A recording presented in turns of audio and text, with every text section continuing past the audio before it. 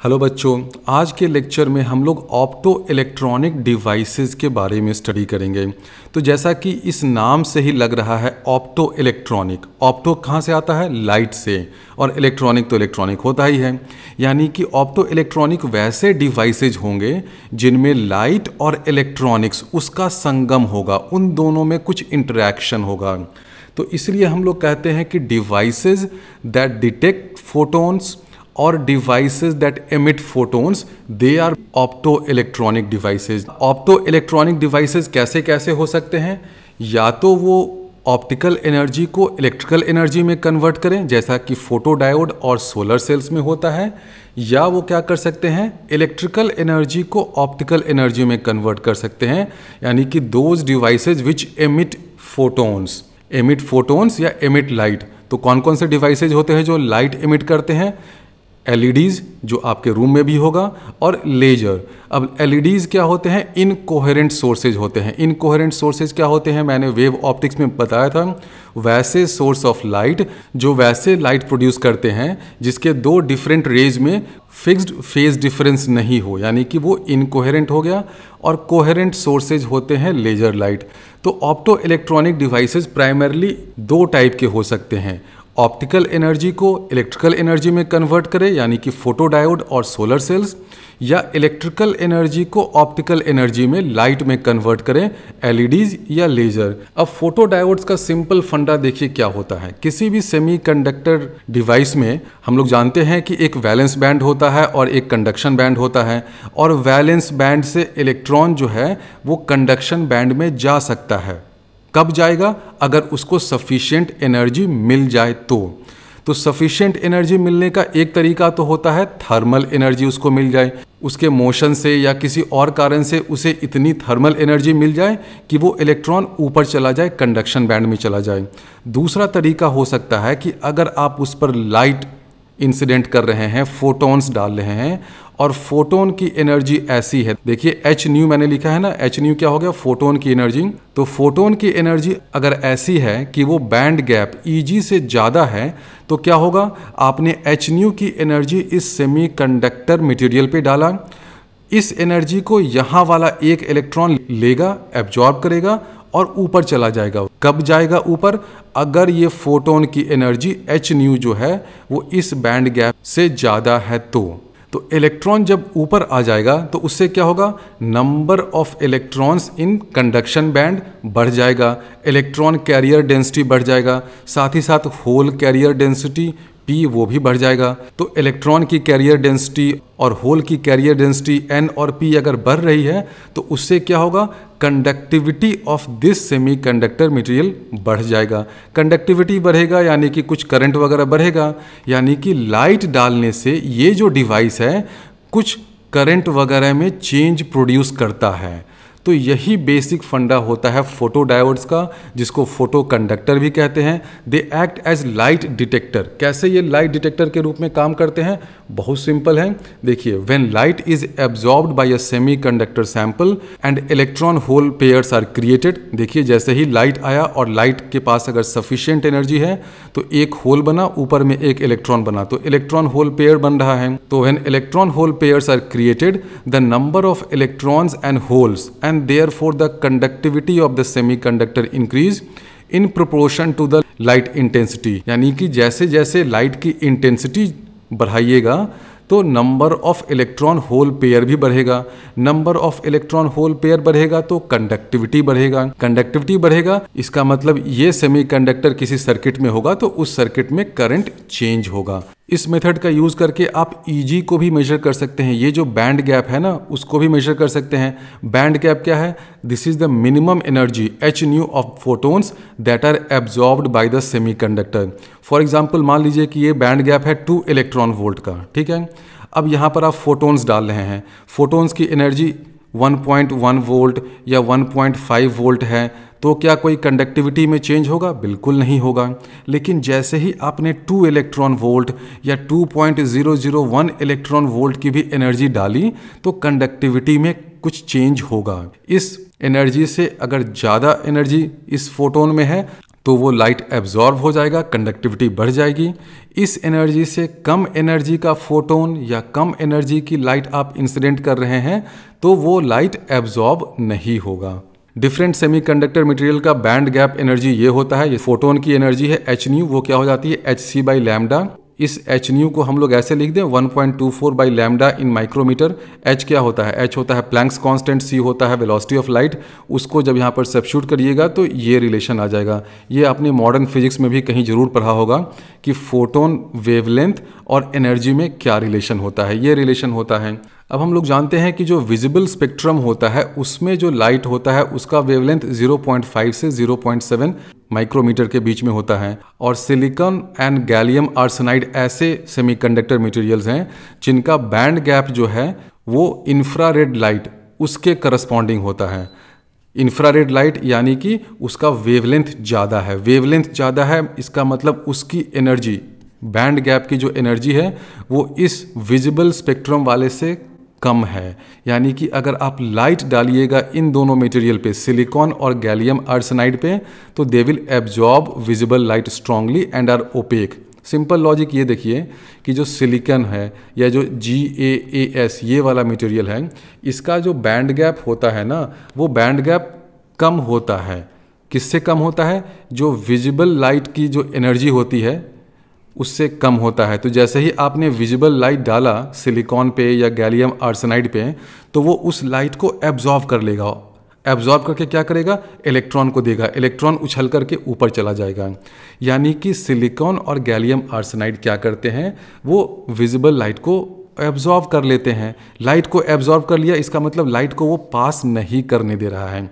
इसका मतलब सिलिकॉन और गैलियम आर्सेनाइड जो हैं वो ओपेक होते हैं टू विजिबल लाइट। तो देखिए, कोई मटेरियल ओपेक होगा या ट्रांसपेरेंट होगा, सब कुछ इस बैंड गैप की वैल्यू पे डिपेंड करता है। Some semiconductor such as indium and tin oxides have sufficiently large Egs to be transparent to the visible light and be used as transparent electrode in LCD liquid crystal display flat panel displays। ये मैंने क्या लिखा है देखिए, मैंने तो नहीं लिखा है, किसी बुक से ही मैंने कॉपी किया है, शायद NCERT बुक का होगा, पता नहीं किस बुक का है। तो ये क्या लिखा है मैंने? Some semiconductor such as indium and tin oxide, इसका बैंड गैप ज़्यादा होता है जो विजिबल लाइट है उसके एनर्जी से ज़्यादा। तो मान लीजिए कि इसका बैंड गैप है 10 इलेक्ट्रॉन वोल्ट और जो विजिबल लाइट है उसमें जो लाइट आ रहा है उसका एनर्जी hc/λ से आप कर रहे हैं तो आपको मिल रहा है मान लीजिए कि 7 इलेक्ट्रॉन वोल्ट। एग्जैक्टली कितना होता है मुझे नहीं पता है। मान लीजिए कि ऐसा कुछ है कि इंडियम और टिन ऑक्साइड का बैंड गैप है 10 और विजिबल लाइट का एनर्जी है 7।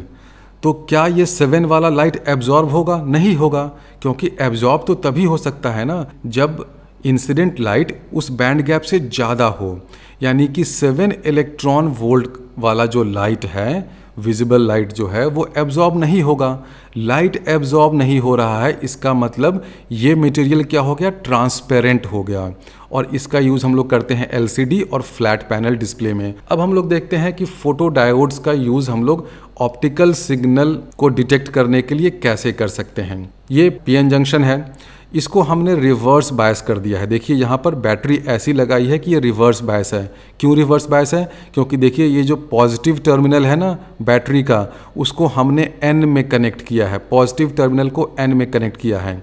क्यों रिवर्स बायस करना जरूरी है मैं आगे बता दूंगा। अब इस सेमीकंडक्टर जंक्शन पे हमने इंसिडेंट लाइट डाला है और लाइट ऐसा है कि hν is greater than Eg, यानी कि इस मटेरियल का जो बैंड गैप बन रहा होगा इस सेमीकंडक्टर सैंपल में, उसके बैंड गैप से ज़्यादा एनर्जी हमने डाली है। ज़्यादा एनर्जी डाली है, इसका मतलब यहाँ पर इलेक्ट्रॉन होल पेयर बनने लगेगा। ठीक है, यहाँ पर इलेक्ट्रॉन भी आ जाएगा, यहाँ पर होल भी आ जाएगा।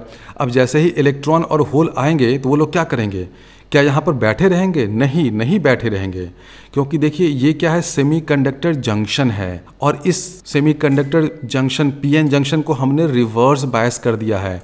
तो हमने बताया था ना कि रिवर्स बायस करते ही क्या हो जाता है? एक बहुत हाई बैरियर पोटेंशियल आता है। तो उस बैरियर पोटेंशियल के कारण क्या होगा?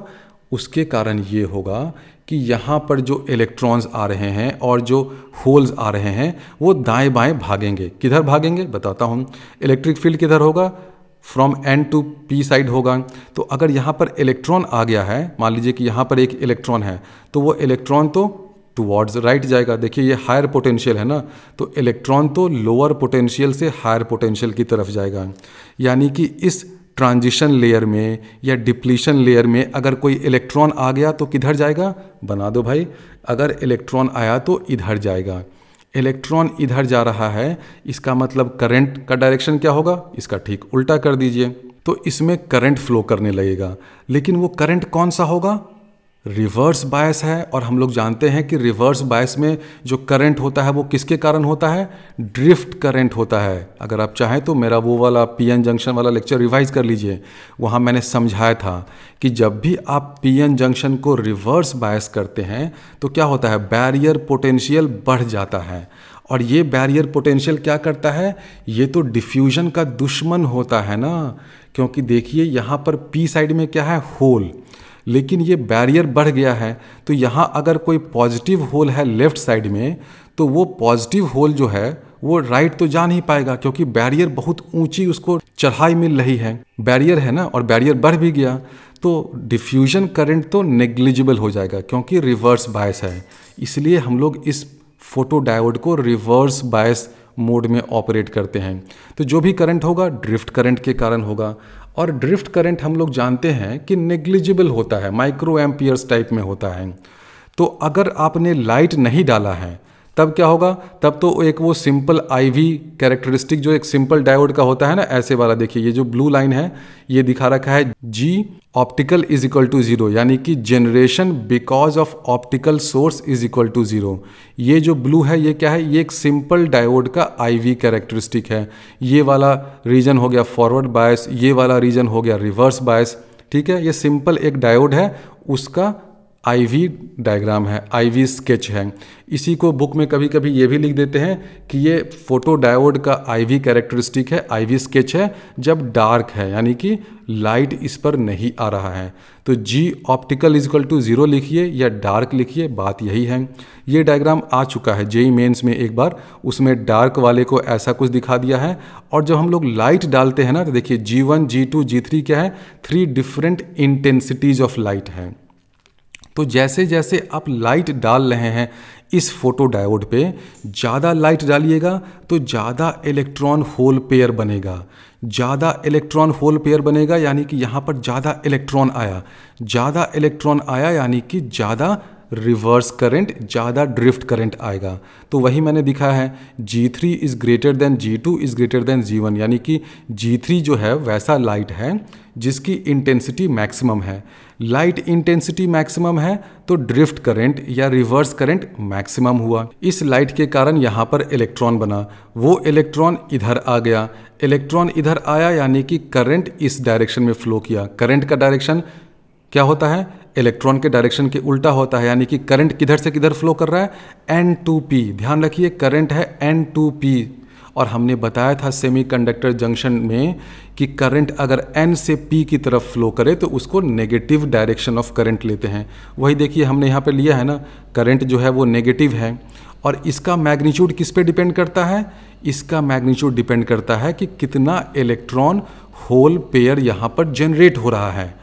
और वो किस पे डिपेंड करता है, कितना इंटेंसिटी आप डाल रहे हैं। ध्यान रखिए मैं इंटेंसिटी की बात कर रहा हूँ, मैं ये नहीं कर रहा हूँ कि लाइट का फ्रीक्वेंसी बढ़ाइए। अगर आपने फोटो इलेक्ट्रिक इफेक्ट और मॉडर्न फिजिक्स देखा होगा तो वहाँ मैंने समझाया था कि इंटेंसिटी किस पे डिपेंड करता है, इंटेंसिटी डिपेंड करता है नंबर ऑफ फोटोन्स। आप 10 फोटोन इंसिडेंट कर रहे हैं या 10,000 फोटोन इंसिडेंट कर रहे हैं, उस पर डिपेंड करता है। अगर आपने 10,000 फोटोन यहाँ पर इंसिडेंट किया तो इंटेंसिटी ज़्यादा हो गई, अगर 10 फोटोन इंसिडेंट किया तो इंटेंसिटी कम हो गई। एनर्जी तो उतना ही है, एक फोटोन की एनर्जी तो h न्यू पे डिपेंड करती है। तो हर केस में देखिए ये जो 3 केस हमने बनाया है ना, तीनों केस में म्यू सेम है, जो लाइट आ रहा है उसका फ्रीक्वेंसी सेम है, चेंज क्या कर रहा है, इंटेंसिटी। और फोटो इलेक्ट्रिक इफेक्ट में आपने देखा था कि इंटेंसिटी किस पे डिपेंड करता है, number of photons hitting this surface.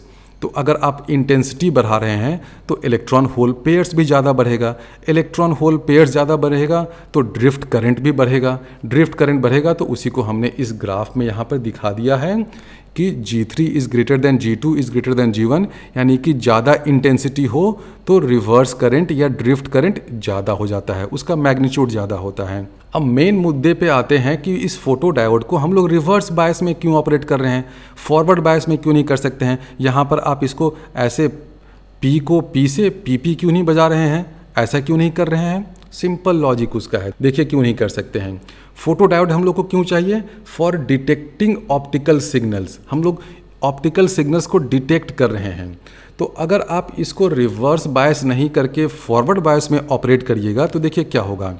Forward bias में तो करंट खुद से ज़्यादा रहता है। अगर आप किसी भी पीएन जंक्शन को फॉरवर्ड बायस कर दीजिएगा तो उसका करंट तो एक्सपोनेंशियली बढ़ने लगता है ना, और कुछ वो मिली एम्पियर वगैरह में हो जाता है। मान लीजिए कि 10 मिली एम्पियर है। अब ये जो ऑप्टिकल सोर्स है, ऑप्टिकल सिग्नल है, उसके कारण करंट में कुछ इंक्रीज होगा, लेकिन कितना इंक्रीज होगा, ये 10 से बढ़ करके हो जाएगा 10.0001 मिली एम्पियर हो गया। तो इस छोटे से इंक्रीज या डिक्रीज को डिटेक्ट करना बहुत मुश्किल होगा, क्योंकि जो फॉरवर्ड करंट है, जो डिफ्यूजन करंट है ना, वो तो ज़्यादा है। मान लीजिए कि आप किसी पार्टी वार्टी में गए हैं जहाँ पे बिल्कुल टाटा, अंबानी, बिरला आया हुआ है, बिलियनर्स आए हुए हैं, और आप भी अपने गली मोहल्ले के कोई रईस होंगे, लेकिन अगर आप उस पार्टी में गए हैं तो आपको कोई नोटिस करेगा, कोई नहीं करेगा। आप होंगे अपने गली के रईस, लेकिन वहाँ पर जब टाटा, अंबानी, बिरला आया हुआ है तो आपको कौन पूछेगा। वही चीज़ यहाँ पर होता है। जब आपने इस पीएन जंक्शन को अगर फॉरवर्ड बायस कर दिया तो इसके पास तो खुद का अपना एक करंट आ ही जाएगा ना, और जो करंट ठीक ठाक है, मिली एम्पियर्स, मतलब सेमीकंडक्टर सर्किट के लिए बहुत बड़ी बात हो गई। तो उस जंक्शन के पास तो फॉरवर्ड बायस के कारण मिली एम्पियर में करंट है, तो लाइट डालने से हल्का फुल्का जो चेंज होगा उसको आप डिटेक्ट नहीं कर पाइएगा। लेकिन अगर आपने इस डायोड को रिवर्स बायस कर दिया तब देखिए क्या होगा। रिवर्स बायस होने में ये वाला करंट तो नहीं होगा, यही करंट होगा जो कि नेग्लिजिबल है। जब भी कोई जंक्शन रिवर्स बायस हो तो उसके थ्रू जो करंट होता है वो माइक्रो एम्पियर में होता है, यानी कि अब जो करंट है वो कुछ इस तरह होगा, 0.001 मिली एम्पियर या 1 माइक्रो एम्पियर टाइप है। तो उसमें आपने अगर 1 माइक्रो एम्पियर को 2 माइक्रो एम्पियर कर दिया लाइट डाल के, या 2 माइक्रो एम्पियर को 4 माइक्रो एम्पियर कर दिया लाइट डाल के, तो आपकी बहुत इज्जत होगी कि हाँ, आपने करंट को डबल या 4 टाइम्स बढ़ा दिया। तो इसीलिए हम लोग फोटो डायोड को रिवर्स बायस में ऑपरेट करते हैं, क्योंकि रिवर्स बायस में पीएन जंक्शन में करंट बहुत कम है। तो बहुत कम में अगर आपने थोड़ा बहुत बढ़ा दिया तो परसेंटेज चेंज तो ज़्यादा हो गया ना। इसलिए फोटो डायोड को हमेशा रिवर्स बायस में ही ऑपरेट करना चाहिए। और फोटो डायोड कैसे ऑपरेट होता है, सिंपल सा लॉजिक है। आपने रिवर्स बायस किया तो बैरियर पोटेंशियल बढ़ गया, बैरियर पोटेंशियल बढ़ गया, इसका मतलब यहाँ पर जो इलेक्ट्रॉन्स वगैरह जनरेट होंगे, इलेक्ट्रॉन्स लेफ्ट से राइट जाएंगे, पी से एन की तरफ जाएंगे, तो करंट एन से पी नेगेटिव डायरेक्शन में करंट फ्लो करेगा। ये डायग्राम मैंने एनसीईआरटी के बुक से लिया है। I1, I2, I3, I4 4 intensity है। आप देख रहे हैं कि जो इंटेंसिटी मैक्सिमम है उसके लिए करंट जो है वो मैक्सिमम मैग्नीट्यूड का है। अब हम लोग देखते हैं कि किसी डायोड को, किसी पीएन जंक्शन को हम लोग किस किस क्वाड्रेंट में, क्वाड्रेंट मतलब IV डायग्राम में, किस रीजन में, किस जोन में ऑपरेट कर सकते हैं। एक नॉर्मल पीएन जंक्शन डायोड जो होता है, अगर वो फॉरवर्ड बायस हो तो उसको हम लोग फर्स्ट क्वाड्रेंट में ऑपरेट करते हैं। फर्स्ट क्वाड्रेंट का मतलब क्या हुआ कि करंट भी पॉजिटिव है और वोल्टेज भी पॉजिटिव है। यहाँ देखिए, अगर आप इस पीएन जंक्शन डायोड को फॉरवर्ड बायस कर रहे हैं तो करंट इस डायरेक्शन में फ्लो कर रहा है ना, P to N जा रहा है, यानी कि करंट पॉजिटिव हुआ। और ये वोल्टेज V पॉजिटिव है। ये जो वोल्टेज हमने लिखा है ना, ये बैरियर पोटेंशियल वाला वोल्टेज नहीं है, ये बेसिकली वोल्टेज है यहाँ पे जो कॉन्टैक्ट बन रहा है इस बैटरी का और P साइड का, और यहाँ पे जो कॉन्टैक्ट बन रहा है इन दोनों कॉन्टैक्ट पॉइंट्स के अक्रॉस जो वोल्टेज है। तो ऑब्वियसली अगर आपने इस पीएन जंक्शन डायोड को फॉरवर्ड बायस किया है, यानी कि positive terminal of the battery, देखिए ये पॉजिटिव टर्मिनल इस P से कनेक्टेड है, यानी कि यहाँ पर पॉजिटिव वोल्टेज होगा with respect to this end, तो वोल्टेज भी यहाँ पर पॉजिटिव हो गया। तो अगर डायोड फॉरवर्ड बायस मोड में हो तो करंट भी पॉजिटिव है and voltage difference across the two sides, p n side, वो भी पॉजिटिव है। तो इसको हम लोग कहते हैं फर्स्ट क्वाड्रेंट में ऑपरेट कर रहा है। हमने इस डायग्राम को इसलिए बनाया क्योंकि अगर हम लोग जब फोटो डायोड को देखेंगे तो इसको क्या कह सकते हैं, ये थर्ड क्वाड्रेंट में है। ध्यान दीजिए, इसको हमने रिवर्स बायस किया है, यानी कि negative terminal of the battery इस पी से कनेक्टेड है, यानी कि इसका कुछ वोल्टेज होगा -10 वोल्ट पे, इसका कुछ वोल्टेज हो सकता है 0 वोल्ट या +5 वोल्ट पे। ठीक है, तो पी साइड जो है वो नेगेटिव है in comparison to the n side. यहाँ पे जो कांटेक्ट बन रहा है ना, बैटरी का नेगेटिव टर्मिनल यहाँ पर आके कांटेक्ट बना है, तो इस जगह का वोल्टेज कुछ नेगेटिव होगा, इस जगह का वोल्टेज कुछ पॉजिटिव होगा। आप ऐसे भी देख रहे हैं ना कि positive terminal of the battery इधर है, करंट ऐसे फ्लो कर रहा है, करंट ऐसे फ्लो कर रहा है, ऐसे फ्लो कर रहा है। तो सिंपल सा आप KVL वगैरह लगाइएगा तो आपको दिख जाएगा कि ये जो पी साइड है उसका वोल्टेज नेगेटिव होगा as compare to this n side, यानी कि वोल्टेज डिफरेंस नेगेटिव हो गया। और करंट भी इस केस में नेगेटिव है। करंट नेगेटिव क्यों है? क्योंकि हम लोगों ने एक स्टैंडर्ड नोटेशन हमेशा यूज़ किया है कि किसी भी जंक्शन पे अगर करंट एन साइड से पी साइड में जा रहा है तो करंट नेगेटिव होगा। तो जो फोटो डायोड है वो देखिए वो थर्ड क्वाड्रेंट में ऑपरेट कर रहा है। ये जो डायोड था जो फॉरवर्ड बायस था उसमें देखिए करंट पॉजिटिव है, वोल्टेज डिफरेंस भी पॉजिटिव है, इस पॉइंट और इस पॉइंट के अक्रॉस वोल्टेज डिफरेंस पॉजिटिव है। तो कोई डायोड अगर फॉरवर्ड बायस्ड है तो वो फर्स्ट क्वाड्रेंट में ऑपरेट कर रहा है, फोटो डायोड थर्ड क्वाड्रेंट में ऑपरेट कर रहा है। इसी से मिलता जुलता एक डिवाइस होता है जिसको कहते हैं सोलर सेल। अब इसकी मैकेनिज्म मैं समझाऊंगा बाद में कि ये कैसे काम करता है, लेकिन इसमें देखिए करंट ऐसे आ रहा है, नेगेटिव करंट है, लेकिन इस पॉइंट और इस पॉइंट के अक्रॉस वोल्टेज क्या है, पॉजिटिव है, यानी कि वो फोर्थ क्वाड्रेंट में आ जाता है। ये पॉइंट और ये पॉइंट के अक्रॉस वोल्टेज क्यों पॉजिटिव होगा? सिंपल सा KVL लगाइए। करंट अगर ऐसे फ्लो कर रहा है, अब करंट इस डायरेक्शन में क्यों फ्लो करेगा मैं अगले स्लाइड में समझा दूंगा कि सोलर सेल की वर्किंग कैसे होती है। लेकिन अगर देखिए करंट ऐसे फ्लो कर रहा है, यानी कि करंट ऐसे जा रहा है, तो ये रजिस्टर R है, यानी कि ये वाला एंड तो हायर पोटेंशियल पे होगा ना, ये वाला एंड ये हायर पोटेंशियल पे होगा, ये लोअर पे होगा, तभी तो करंट ऐसे जा सकता है इस रजिस्टर R के अक्रॉस। जैसे मान लीजिए कि करंट इसमें है 1 एम्पियर और ये रजिस्टर है 5 ओम का, तो ऐसे जा रहा है, तो ये वाला पॉइंट होगा 5 वोल्ट पे, ये वाला पॉइंट होगा 0 वोल्ट पे, यानी कि इस PN जंक्शन के अक्रॉस P और N के अक्रॉस वोल्टेज डिफरेंस कितना होगा, पॉजिटिव होगा। करंट नेगेटिव है क्योंकि करंट देखिए ऐसे जा रहा है, यानी कि ये जो सोलर सेल है वो फोर्थ क्वाड्रेंट में ऑपरेट कर रहा है। अब ये चीज़ मैंने क्यों बताई मैं आपको बताता हूँ। अगर आपको पता करना है कि उस सेमीकंडक्टर डिवाइस को कितना पावर दिया जा रहा है एक्सटर्नल सर्किट से, तो आप कैसे फाइंड करते हैं, P = V × I। पावर होता है वोल्टेज इंटू करंट, ये होता है। अब देखिए क्या होगा, अगर कोई डायोड फॉरवर्ड बायस्ड में है तो देखिए करंट भी पॉजिटिव है, वोल्टेज भी पॉजिटिव है, दोनों पॉजिटिव है, तो पावर क्या होगा, पॉजिटिव हो गया। पावर पॉजिटिव का मतलब ये है कि जो एक्सटर्नल सर्किट है, जो एक्सटर्नल बैटरी है, वो इस PN जंक्शन को पावर दे रहा है। ठीक है, इस PN जंक्शन को पावर दिया जा रहा है किसके द्वारा, इस एक्सटर्नल बैटरी के द्वारा। अब आते हैं इस फोटो डायोड पे। इस फोटो डायोड में करंट भी नेगेटिव है और वोल्टेज भी नेगेटिव है, दोनों नेगेटिव है, यानी कि यहाँ भी पावर जो है वो >0 होगा। क्यों >0 होगा, सिंपल सा लॉजिक है, वोल्टेज भी नेगेटिव है, करंट भी नेगेटिव है, मल्टीप्लाई करिएगा तो माइनस माइनस प्लस, यानी कि इस फोटो डायोड को भी पावर दे रहा है। कौन दे रहा है, सिंपल, ये बैटरी दे रहा है। देखिए ये बैटरी लगी हुई है ना, अगर ये बैटरी नहीं होती तो फोटो डायोड काम ही नहीं करता, बात खत्म। यानी कि इस फोटो डायोड को भी एक्सटर्नल सर्किट जो है वो पावर दे रहा है। ये जो फोटो डायोड है इसको पावर दिया जा रहा है। पावर >0 का मतलब हुआ कि एक्सटर्नल सर्किट उस डिवाइस को, उस जंक्शन को पावर दे रहा है। अब देखिए सोलर सेल हम लोग जानते हैं कि ऐसा चीज़ है जो आज नहीं कल पूरी दुनिया को जगमगा देगा, तो वो पावर देगा। आप अपने छत पे लगा दीजिए सोलर प्लेट वगैरह, तो आपके रूम में वो लाइट देगा, आपके टीवी को चलाएगा। यानी कि सोलर सेल क्या है, वो पावर को दे रहा है, ले नहीं रहा है आपसे पावर। ठीक है, तो देखिए वही इक्वेशन जब ये लगाइएगा P = V × I, तो इसमें क्या हो रहा है, V पॉजिटिव है, आई क्या है, नेगेटिव है, यानी कि सोलर सेल में पावर नेगेटिव है, यानी कि सोलर सेल जो है उल्टा पावर देता है सर्किट को। आप इस डायग्राम में देखिए, यहाँ पर कोई एक्सटर्नल बैटरी नहीं है, करंट लेकिन फ्लो कर रहा है, और जितना करंट फ्लो करेगा तो हीट भी जनरेट होगा इस रजिस्टर में, कितना होगा I²R। इस रजिस्टर की जगह अगर आप यहाँ पर एक बल्ब लगा दीजिए तो आपका बल्ब ऑन हो जाएगा। तो सोलर सेल क्या कर रहा है, आपको एनर्जी दे रहा है, इलेक्ट्रिकल एनर्जी दे रहा है, हीट एनर्जी दे रहा है, लाइट एनर्जी दे रहा है। क्यों दे रहा है, क्योंकि सोलर सेल के ग्राफ से आप देख रहे हैं कि P इज़ लेस देन 0। तो इसलिए मैंने इस ग्राफ को थोड़ा डिटेल में समझा दिया।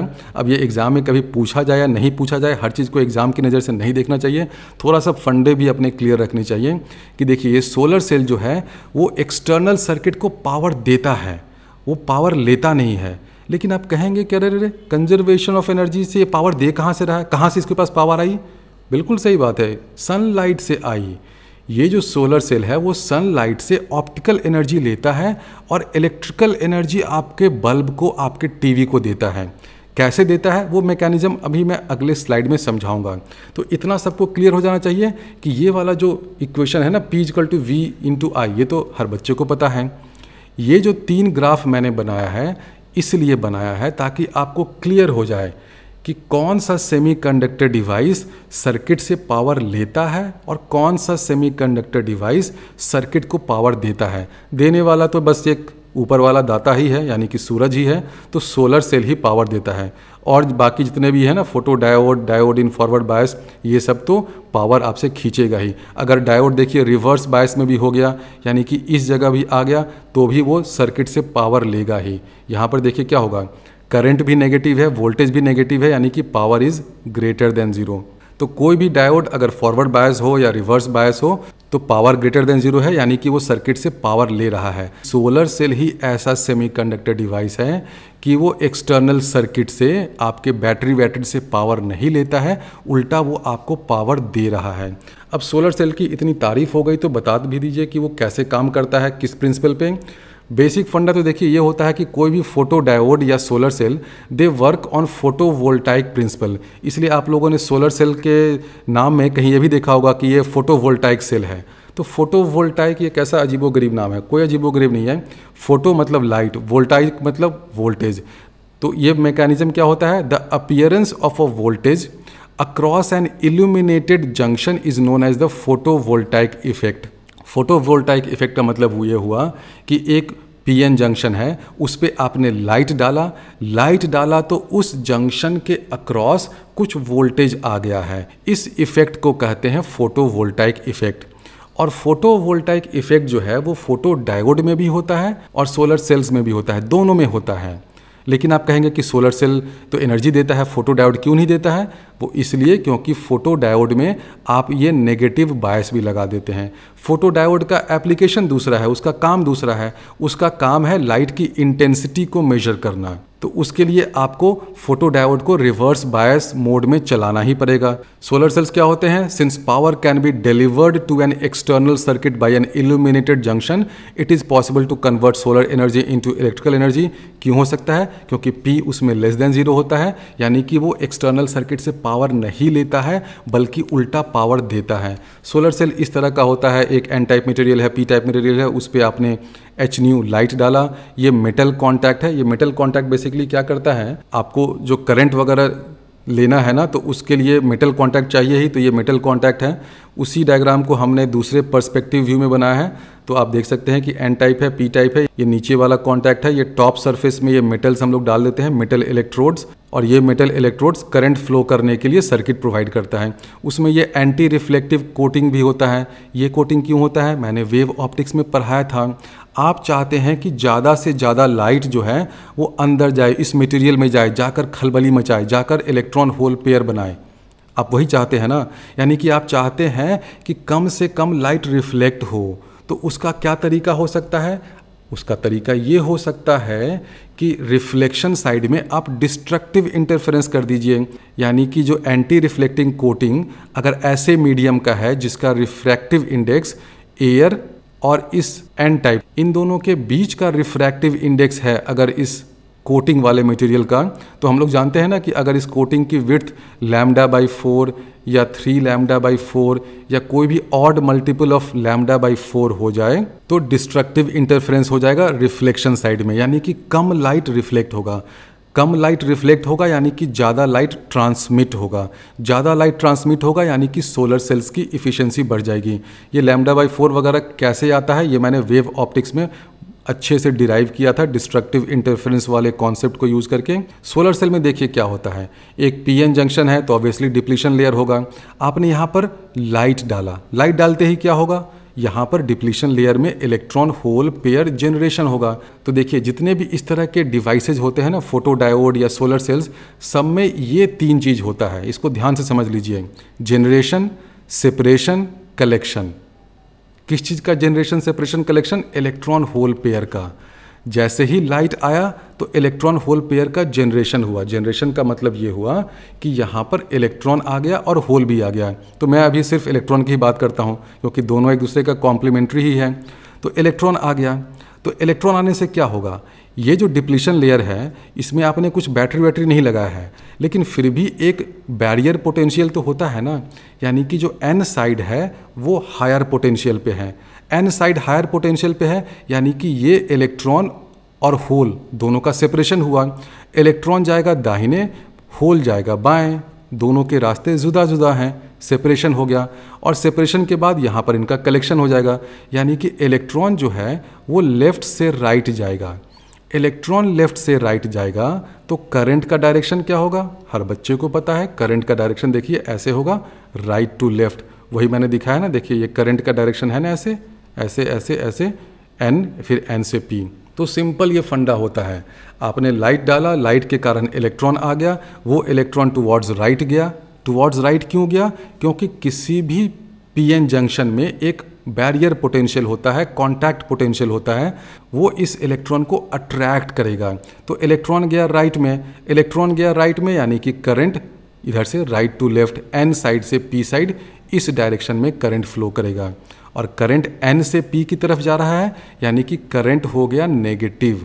देखिए ये पीएन जंक्शन है, तो उस पीएन जंक्शन में ये बैरियर पोटेंशियल होता है। यहाँ जो इलेक्ट्रॉन जनरेट होगा बिकॉज ऑफ लाइट, वो इलेक्ट्रॉन जो है वो टुवर्ड्स राइट जाएगा। इलेक्ट्रॉन टुवर्ड्स राइट जाएगा यानी कि करंट जो है वो राइट से left, n to p, negative direction में फ्लो करने लगेगा। अब करंट अगर एन टू पी इस डायरेक्शन में फ्लो कर रहा है, यानी कि करंट देखिए यहाँ से ऐसे जाएगा, ऐसे ऐसे आएगा। तो अब इस पूरे सोलर सेल को आप ये मान सकते हैं ना कि उसके पास ये एक साइड है जहाँ से करंट निकल रहा है ऐसे ऐसे, और ये एक साइड है जहाँ पर करंट ऐसे ऐसे आ रहा है। बिल्कुल सही, आप ऐसे मान सकते हैं। देखिए ऐसे करंट आया इधर से और इधर से करंट निकलने लगा, यानी कि ये जो पूरा सोलर सेल है क्या है, ये एक बैटरी की तरह काम कर रहा है। उस बैटरी का पॉजिटिव टर्मिनल इधर है, पी की तरफ है। देखिए ये पॉजिटिव टर्मिनल ऑफ बैटरी हो गया, ये नेगेटिव टर्मिनल ऑफ बैटरी हो गया। पॉजिटिव टर्मिनल से करंट निकल रहा है, करंट निकला रजिस्टर में करंट फ्लो करने लगा। रजिस्टर में कुछ हीटिंग वीटिंग करेगा, वोल्टेज ड्रॉप वगैरह कुछ प्रोड्यूस करेगा और फिर वापस आ जाएगा। और ये मैकेनिज्म चलता रहेगा। क्यों चलता रहेगा, क्योंकि जब तक लाइट है तब तक इलेक्ट्रॉन होल पेयर का जनरेशन होता रहेगा। इलेक्ट्रॉन होल पेयर का जनरेशन होता रहेगा तो ये करंट फ्लो करता रहेगा, यानी कि एक सस्टेन्ड सर्किट बना रहेगा। देखिए ऐसे ऐसे करंट फ्लो करता रहेगा, कोई इसको रोकने वाला नहीं है। यानी कि ये जो सोलर सेल है आप देख रहे हैं ना, नीचे में मैंने एक बैटरी बनाई है, बिल्कुल वो बैटरी की तरह काम कर रहा है। और इसका पी साइड क्या है, पी साइड जो है ये वाला साइड हायर पोटेंशियल पे है, ये वाला साइड लोअर पोटेंशियल पे है। यानी कि voltage difference across this device क्या हो गया, पॉजिटिव हो गया। वोल्टेज डिफरेंस पॉजिटिव हो गया और करंट जो है वो नेगेटिव है। करंट नेगेटिव इसलिए है क्योंकि inside this PN material current n side से पी साइड में जा रहा है। और कन्वेंशन हम लोग लेते हैं कि अगर एन साइड से पी साइड करंट जाए तो वो नेगेटिव है। तो वोल्टेज पॉजिटिव है, करंट नेगेटिव है, यानी कि पावर जो होता है पी वी इंटू आई वो नेगेटिव हो गया। पावर नेगेटिव हो गया, इसका मतलब ये सोलर सेल एक्सटर्नल सर्किट से कुछ पावर नहीं ले रहा है, उल्टा एक्सटर्नल सर्किट को, इस रेजिस्टर को पावर दे रहा है। और कहाँ से वो पावर ला रहा है देने के लिए, इस लाइट से, सोलर लाइट से वो एनर्जी लेता है और रेजिस्टर या बल्ब या किसी सर्किट में एनर्जी प्रोवाइड करता है। अब इस सोलर सेल का अगर आप IV डायग्राम बनाइएगा तो डायग्राम कुछ ऐसा होगा, फोर्थ क्वाड्रेंट में होगा। इसको हम लोग फर्स्ट, इसको सेकंड, इसको थर्ड और इसको फोर्थ मान रहे हैं। तो IV डायग्राम तो फोर्थ क्वाड्रेंट में होगा। और ये वाला जो पॉइंट है ना, ये होता है शॉर्ट सर्किट करंट। मतलब अगर यहाँ पे रजिस्टर को आप हटा दीजिए तो क्या हो जाएगा, ये वाला वोल्टेज तो ज़ीरो हो गया ना। यानी कि अगर आप वोल्टेज को ज़ीरो कर दे रहे हैं, एक्सटर्नल सर्किट को शॉर्ट सर्किट कर देते हैं, तो जो करंट फ्लो करेगा उसको कहते हैं I शॉर्ट सर्किट। और अगर आप इस रजिस्टर को हटा देते हैं और इस पूरे वायर को भी कट कर देते हैं, यानी कि ओपन सर्किट कर देते हैं, तो इन दोनों पॉइंट के बीच में कुछ वोल्टेज होगा, वो होता है ओपन सर्किट वोल्टेज। तो जो सोलर सेल का डायग्राम बनता है वो ऐसा बनता है। ये कर्व I एक्सिस पे जहाँ कट करता है वो होता है शॉर्ट सर्किट करंट, और V एक्सिस पे जहाँ कट करता है वो होता है open circuit voltage. Simple logic है। ओपन सर्किट का मतलब हुआ कि करंट ज़ीरो हुआ, यानी कि ये वाला पॉइंट। शॉर्ट सर्किट का मतलब हुआ कि वोल्टेज ज़ीरो हुआ, यानी कि ये वाला पॉइंट। और ध्यान रखिए ये सोलर सेल है, इसलिए इन दोनों पॉइंट्स के अक्रॉस वोल्टेज डिफरेंस आ रहा है। अगर आप एक सिंपल PN जंक्शन लेकर के रख दीजिएगा अपने रूम में, अपने बॉक्स में, अलमीरे में, अपने कबर्ड में, तो क्या उसके दो एंड के बीच में ऐसा कुछ वोल्टेज आएगा? नहीं आएगा।